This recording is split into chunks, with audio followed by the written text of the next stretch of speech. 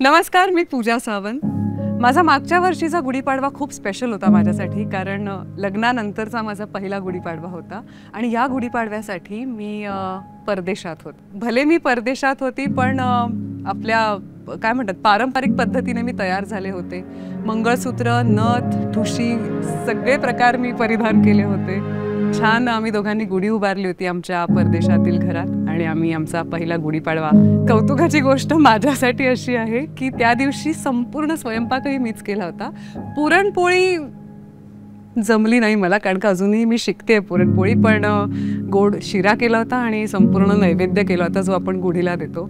तुम्ही पण तुमचा पहिला गुढीपाडवा कसा सेलिब्रेट केला, किंवा जर येणारा गुढीपाडवा तुमचा पहिला गुढीपाडवा असेल लग्नानंतरचा, तर त्याची काय स्टोरी आहे, तुम्ही कसा सेलिब्रेट केला हे आम्हाला नक्की सांगा।